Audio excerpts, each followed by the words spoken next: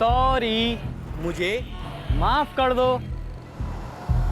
ये लो तुम्हारे लिए। तुम्हें ये गुलाब और चाहिए? ये गुलाब वहां पर बहुत सारे हैं। चलें? चल आ, चल चल। ए, तू रुक क्यों गई? चल।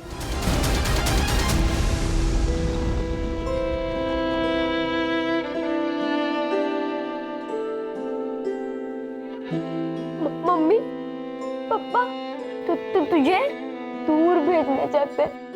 हाँ हाँ हाँ हाँ हाँ ताई, अब आपको कैसे समझाऊं? वो लड़के साइनी का मजाक उड़ा रहे थे। हाँ तो मैं क्या करूं? तुम्हें पता है हमारी जिंदगी ना बहुत अच्छी हो सकती थी अगर ये मनहूस हमारी जिंदगी में ना होती।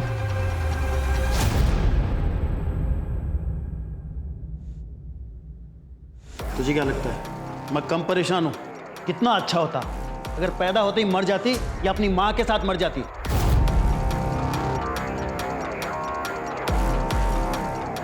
आप लोग साहिली के सामने ऐसी बातें कैसे कर सकते हो?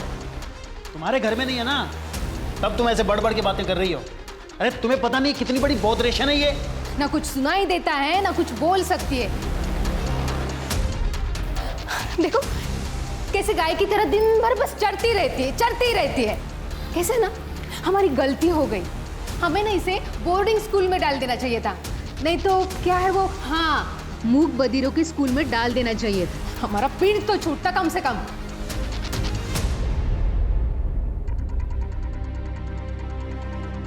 आप लोग ऐसी बातें कैसे कर सकते हो? आप जानते हो वो एक स्पेशल चाइल्ड है। अरे बिना परिवार के परेशान हो जाएगी वो लड़की। उसे प्यार, केयर, एक्स्ट्रा अटेंशन की जरूरत है। बोर्डिंग स्कूल में इसमें इतना हल्ला करने की क्या जरूरत है? तू जा एक गिलास पानी ले गया और चाय भी बनाना।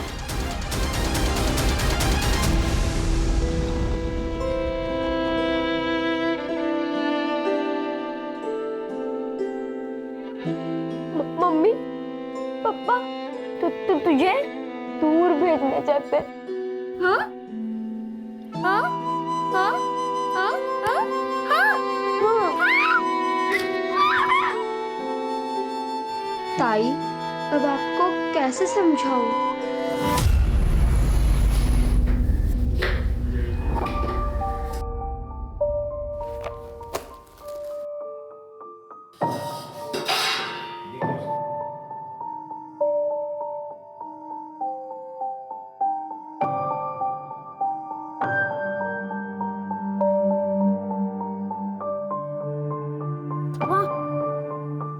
इतनी गरम खिचड़ी कैसे खाएंगे?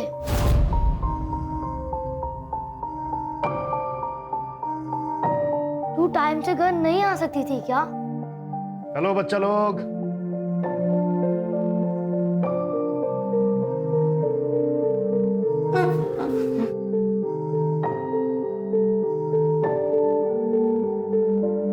रोहिणी 3-4 घरों में झाड़ू, पोछा, कुटके का काम करती है ताकि उन पैसों से तुम्हें खिला पिला सके और स्कूल भेज सके। तो तुम्हें उसकी कदर करनी चाहिए, शिकायत नहीं।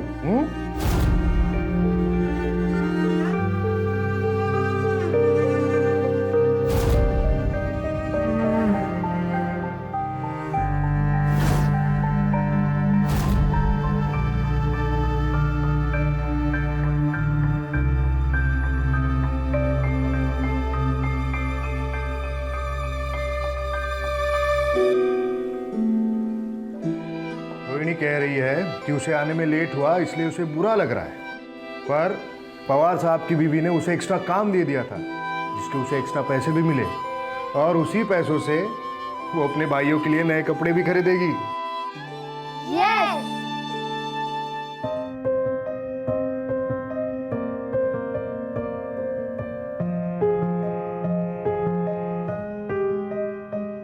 रोहिणी, मैंने एक एनजीओ में बात की है, वो तेरे 2 भाइयों के पढ़ाई को स्पॉन्सर करने के लिए तैयार है। एक बार स्पॉन्सर आ गए तो तेरे पैसों की समस्या खत्म हो जाएगी। ठीक है, मैं निकलता हूं।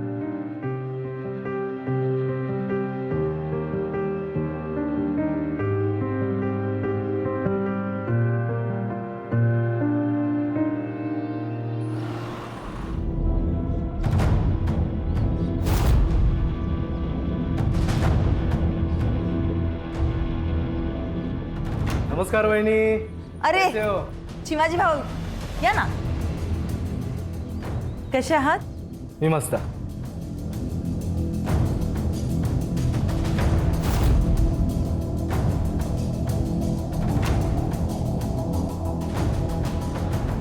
तुम्ही बसा ना, चाय पानी घ्या, मैं इनको बुला के लेके आती हूँ. हो.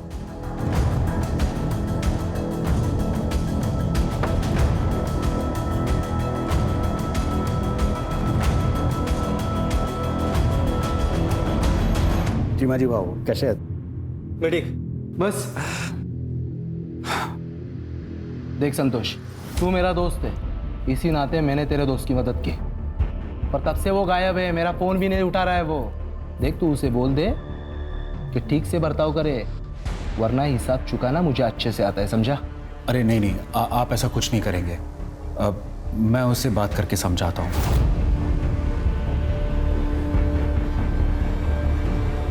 पवार साहब आ गए. नमस्ते. नमस्कार पवार साहब. नमस्कार नमस्कार. चले.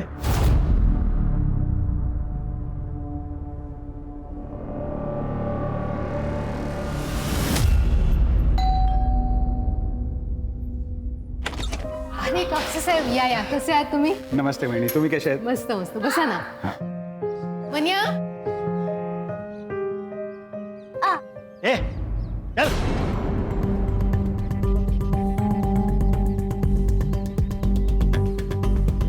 ओ बता कैसा है? कैसा है तू? बड़ा सरदर्द है यार, पता नहीं कब पीछा छूटेगा इससे. तेरे प्रॉब्लम का सोल्यूशन है मेरे पास. जरा बाहर आ. आता हूँ.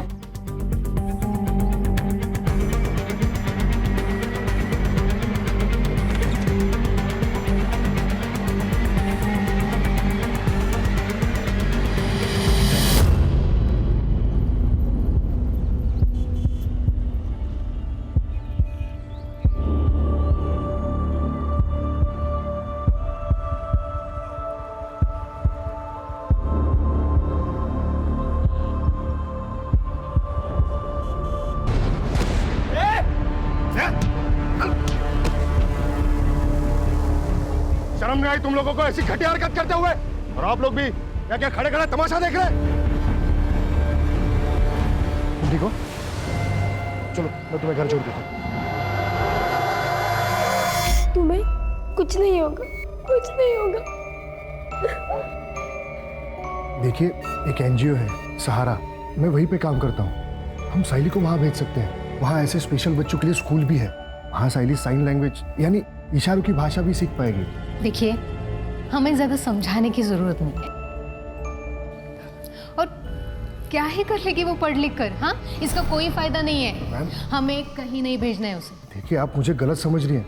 वहाँ उसका भविष्य. सर, आपने जो कुछ किया उसके लिए आपका बहुत बहुत धन्यवाद. आप प्लीज जाइए सर, प्लीज.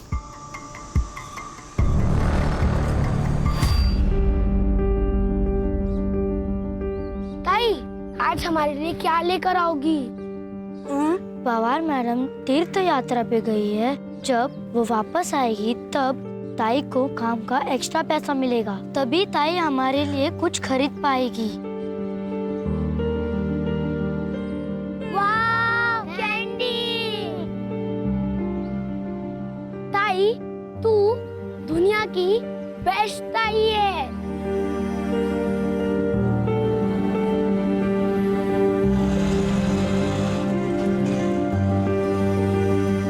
बाय दीदी. बाय दीदी.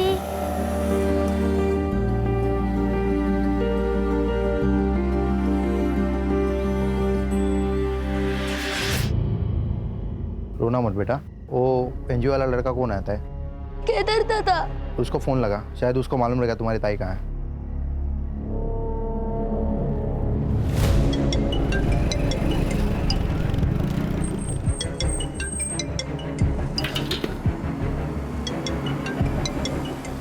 हेलो। हेलो केदार दादा, ताई काम से अब तक नहीं आई है, हमें बहुत डर लग रहा है।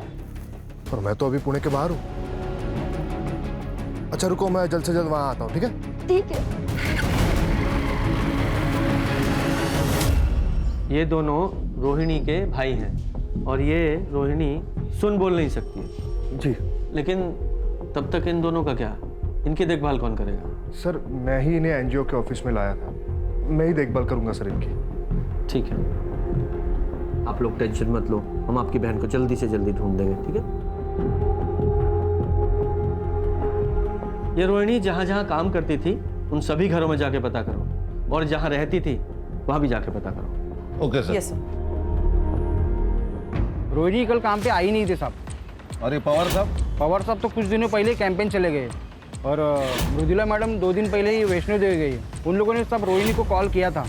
रोहिणी का भाई उसके लिए फ़ोन पे बात करता था, लेकिन रोहिणी के भाई ने भी फ़ोन नहीं उठाया साहब। रोहिणी बहुत मेहनती लड़की थी, काम भी बहुत अच्छा करती थी और अपने भाइयों से बहुत ज़्यादा प्यार भी करती। एक माँ की तरह संभाला उसने अपने भाइयों को।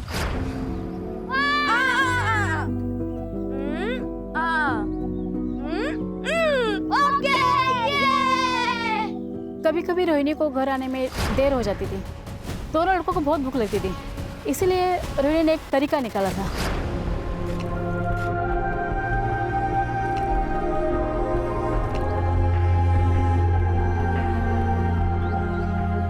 मतलब ये रोहिणी हर तरीके से परफेक्ट है, फिर भी कोई बॉयफ्रेंड या और कोई बात?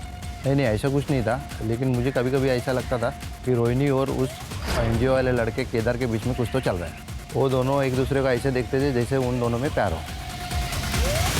लेकिन किसी ने भी श्योरिटी के साथ ये नहीं कहा है कि केदार उसका बॉयफ्रेंड है, राइट?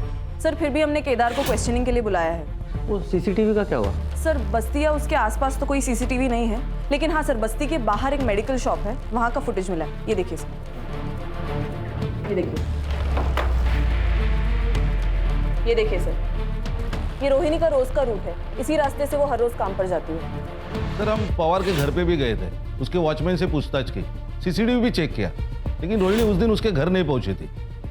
इस केस में सबसे बड़ा प्रॉब्लम यह है कि रोहिणी सुन बोल नहीं सकती है, ना ही वो मोबाइल इस्तेमाल करती है जिससे उसकी लोकेशन या उसके बारे में पता चल सके। इनफैक्ट चैट का तो सवाल ही नहीं पैदा होता। इस केस को पुराने तरीके से सॉल्व करना पड़ेगा। पर साइली तुम्हारा अपना खून है। तो क्या हुआ? गंदा खून है, मुझे नहीं चाहिए ये अपने घर में। मुझे लड़का चाहिए, और नंदिनी को भी। प्रॉब्लम तुझ में है, साइली में नहीं। मतलब क्या है तुम्हारा?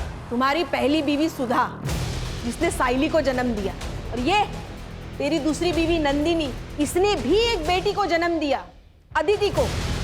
तो फिर तू सिर्फ साइली के बारे में क्यों बात कर रहा है? क्योंकि बोझ है हमारे ऊपर, गले में फंसी हड्डी है जिसे हम निकल नहीं सकते, इतने खर्चे हैं हमारे। और एक बात बताइए, ऐसी लड़की से शादी कौन करेगा? सही बात है। तुम दोनों को समझ रही हूँ, पर मैं तुम दोनों को वार्निंग दे रही हूँ। अगर साइली के साथ तुम दोनों ने कुछ भी गलत किया ना, तो मैं पुलिस में तुम्हारी कंप्लेंट करूंगी।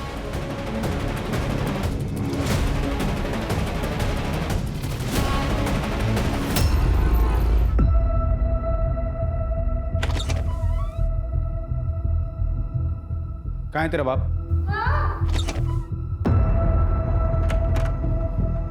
मैं तुझे अभी भी बोल रहा हूँ, तेरी सारी मुसीबतों से छुटकारा पा ले, वरना तेरे को बहुत बड़ी प्रॉब्लम हो जाएगी। देख, जो ठीक लगे वो कर, मुझे इस प्रॉब्लम से छुटकारा चाहिए बस। नहीं सर, मेरे और रोहिणी के बीच कोई रोमांटिक रिलेशन नहीं था। लेकिन पड़ोसियों ने तो तुम्हें रोहिणी का हाथ पकड़े हुए देखा था। सर उन्हें कोई गलतफहमी हुई होगी, मैं तो बस उसे इमोशनल सपोर्ट देने की कोशिश कर रहा था, क्योंकि मुझे पता है सर, जो लोग बोल और सुन नहीं सकते वो खुद को दुनिया में अकेला महसूस करते हैं। हर्षा, भाई साहब तो बहुत होशियार है, क्या पीएचडी की है सब मामलों में? नहीं सर, एक्चुअली मेरे आई बाबा बोल और सुन नहीं सकते, मुख बधिर है, और अकेला ही होने के नाते मैंने बचपन से देखा है कि ऐसे लोगों को बहुत दिक्कत होती है।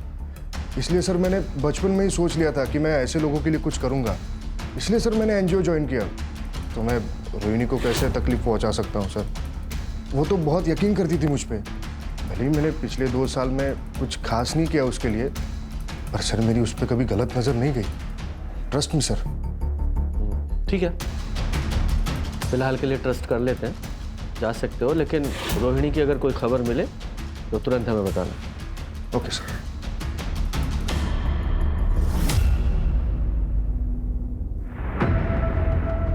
ये रोहिणी जा कहाँ सकती है? अभी तक एक भी क्लू हाथ नहीं लगा है।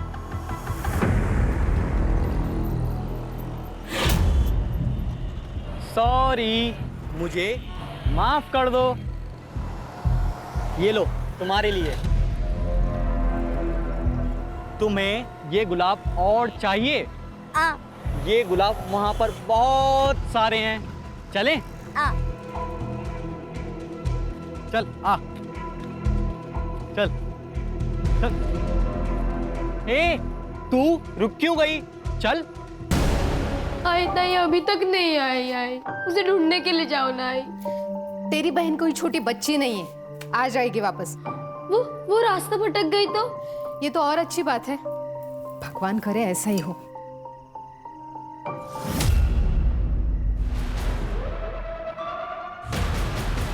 नहीं मिली, एक काम करते हैं, पुलिस के पास चलते हैं। नहीं, ये तो हमारे लिए अच्छा है ना, हम बस चुप रहेंगे। अदिति अगर पूछेगी तो उसे क्या जवाब देगा? आप उसकी चिंता मत कीजिए, मैं अदिति को संभालूंगी। ये सायली 16 साल की है, सायली मूक बधिर है।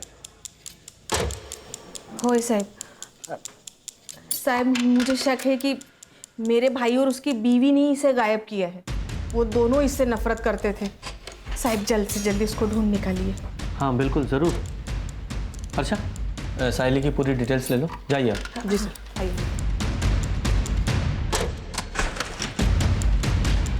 सर, कहीं ये केस रोहिणी से कनेक्टेड तो नहीं है? क्योंकि दोनों लड़कियां अमुक बधिर है और दोनों का एज ग्रुप सेम है। हाँ, लेकिन अभी ये अनुमान लगाना ठीक नहीं होगा। पहले चल के सायली के माँ बाप से मिलते हैं। ओके।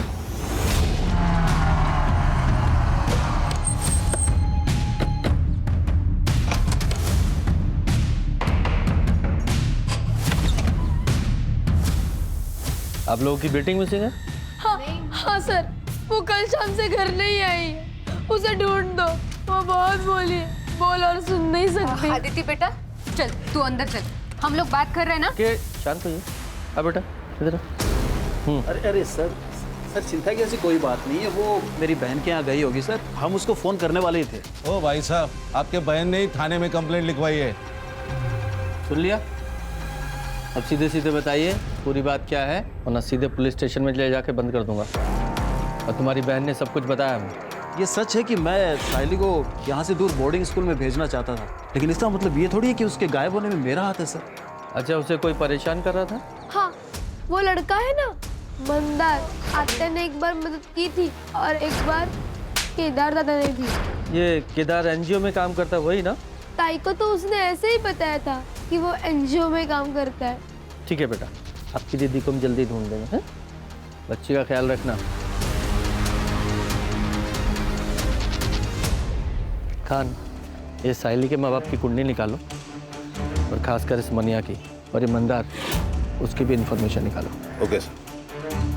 सुधा तो देवी थी देवी, सायली उसी के ऊपर गई है। बहुत ही प्यारी और हंसमुख बच्ची है। सर, मन्या कोई सीधा साधा या शरीफ आदमी नहीं था, धंधे में नुकसान करा के बैठा था और लोगों से कर्जे भी ले रखे थे।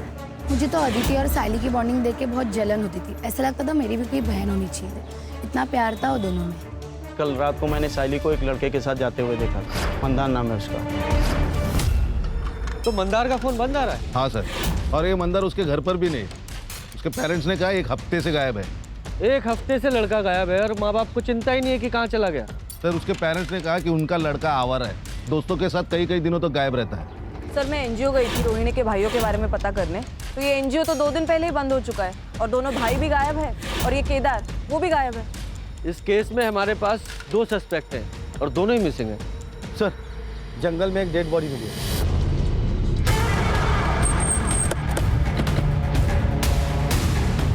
सर, मना की सीडीआर के अनुसार वो संतोष नाम के एक कॉन्ट्रैक्टर के साथ टच में था, और कोई बिजनेसमैन भी है चिमाजी नाम का।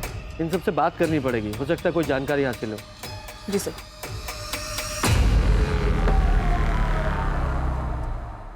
सर मन्या का अच्छा दोस्त होने के नाते जब मन्या को नुकसान हुआ तो मैंने उसे मदद की थी। चीमा जी से मैंने उसे 25 लाख रुपए दिलवाए थे। गलती हुई जो मैंने उसे लोन दिया, इंटरेस्ट तो मिला नहीं, उल्टा मेरा पैसा लटक गया। सर मैंने गारंटी ली थी, मैं बहुत प्रेशर में आ गया था, इसलिए मैं बार बार उसे कॉल करता था और मिलता था और उसे बोलता था पैसे दे दे पैसे दे दे। यार मैं चीमा जी को क्या जवाब दूँ? अब मैं अपने एसेट्स बेच के तो तेरी लोन पे नहीं कर सकता ना। संतोष तो मेरे भाई जैसा है, कुछ भी करके उनको समझा दे। खान, इन लोगों के पास मोटिव तो है साइली को उठाने का, ताकि मनिया पैसे वापस कर सके। नजर रखना इन दोनों पे। सर, ये केदार का फोन अभी अभी स्विच ऑन हुआ है हाईवे के पास। चलो। ये मोबाइल कहाँ से मिला? सब रास्ते में गिरा हुआ था, मैंने उठा लिया। चलो दिखाओ वो जगह। सब यहाँ मिला हुआ था।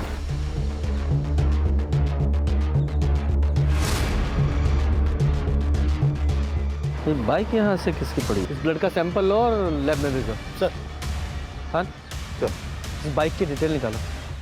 सर आरटीओ से इंफॉर्मेशन मिली है कि बाइक केदार की है। और जिस तरीके से केदार की बाइक हमें रोड के किनारे पड़ी मिली, ऐसा लगता है कि जब वो साइली या रोहिणी जिस किसी के साथ भी भाग रहा था उसका एक्सीडेंट हो गया, भी वहीं मिली जहाँ ये केदार की बाइक मिली थी। और ये भी हो सकता है कि साइली के गायब होने में भी केदार का हाथ हो। ये मंदार का क्या हुआ? नहीं सर, अभी भी ढूंढ रहे उसे। सर एक और बात, नंदिनी की सीडीआर से एक बात पता चली है कि नंदिनी संतोष के साथ टच में थी। इनफैक्ट सर कुछ महीनों से उसकी लोकेशन भी संतोष के घर के आसपास थी। नहीं तो मैं क्यों संतोष के घर जाऊंगी? हाँ, बस 1-2 बार गई थी, वो भी मना के काम से। अच्छा, नहीं मुझे तो पता चला कि पिछले 2 महीने में 15 बार तुम वहाँ गई थी। ठीक है, कोई बात नहीं, मने से ही पूछ लेती हूँ, वही मुझे बता दे शायद तुम वहाँ क्यों गई थी। मैडम, वो मेरा और संतोष का अफेयर चल रहा है। इनके खानदान में कभी कभार ही बेटे होते हैं। मनिया के बड़े भाई जो औरंगाबाद में रहते हैं, उनकी भी 3 लड़कियां हैं, लेकिन संतोष के 2 बेटे हैं जो बोर्डिंग स्कूल में पढ़ते हैं, और उसका बड़ा भाई, उसे भी 2 बेटे हैं।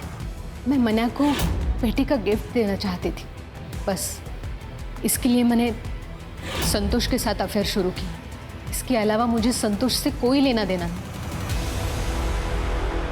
विचित्र बात है ना कि पति को लड़का गिफ्ट करना है तो पति के दोस्त के साथ ही अफेयर कर डाला। वाह कमाल है सर, नेक्स्ट लेवल की पतिव्रता है। ये डेली सोप के सीरियल के लिए नया सब्जेक्ट मिल गया। सर, रोहिणी की पीएम रिपोर्ट। रोहिणी की मौत हुई है 19 नवंबर को रात को 10 से 12 बजे के बीच, और रीजन ऑफ डेथ, ये प्रेगनेंसी तो नहीं उसकी मौत का कारण? पॉसिबल है सर। केदार के बारे में इंफॉर्मेशन मिली, वो सिटी हॉस्पिटल में एडमिट है। पिछले हफ्ते उसका एक्सीडेंट हुआ था, फ्रैक्चर भी है। आलिस, हो कैसा रहा सफर? बहुत अच्छा। रोहिणी कहाँ है? आज आई नहीं क्या? रोहिणी तो तब से काम पे नहीं आ रही है जब से तुम वैष्णो देवी गई हो, पर अब तो पुलिस की उसकी लाश भी मिली है। क्या? पुलिस ने बताया कि रोहिणी का मर्डर हुआ है। ये तो बहुत बुरा हुआ अविनाश। आप किसी भी हाल में उसके कातिल को ढूंढवाओ और उसे सजा दिलाओ। अपने पूरे पावर का इस्तेमाल करो और उस बेचारी को इंसाफ दिलाओ। पुलिस जांच कर रही है, एक बार उसे पकड़ ले, फिर मैं पूरी कोशिश करूंगा उसे जल्द से जल्द सजा दिलाने की। सर केदार सच बोल रहा था। पुणे पुलिस ने भी कंफर्म किया है कि एनजीओ टेम्पररी बेसिस के लिए वहां शिफ्ट हो गया, और रोहिणी के दोनों भाई तुषार और तन्मय भी वहीं पर थे। Thank God.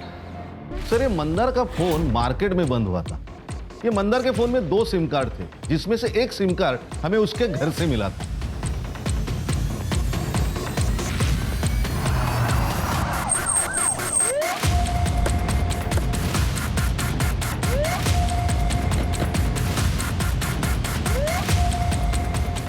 सर, यही लोकेशन है। जरा चेक करो। जी सर।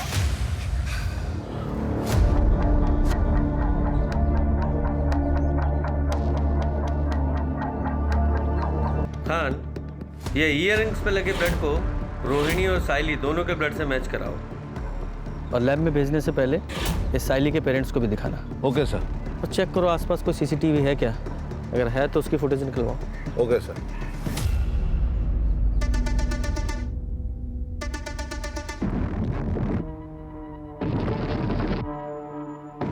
ये तो मेरे ताई के हैं, आप उन्हें लेके नहीं आए? कहाँ है मेरे ताई? बेटा हम साइली को जल्द से जल्द ढूंढ लेंगे। प्रॉमिस? प्रॉमिस। सर, वो जो इयररिंग्स पे ब्लड मिला था वो रोहिणी और साइली दोनों के ब्लड से मैच नहीं होता। और हाँ सर, वो जो ब्लड हमें रास्ते पर मिला था उसके आसपास का सीसीटीवी हमने चेक किया तो उसमें एक गाड़ी नजर आ रही है। उस पूरे एरिया को फिर से चेक करते हैं। सर हमने पूरी तरह ट्राई की कि ये जानने के लिए कि वो गैराज किसका है, लेकिन कुछ नहीं सर। और वो एरिया भी पूरी तरह छान लिया, साहिल का भी कुछ पता नहीं। हाँ क्या सर? हाईवे के पास एक लड़की मिली है बेहोश हालत में और उसका डिस्क्रिप्शन भी साहिल से मैच होता है। अच्छा तुरंत वहां जाओ।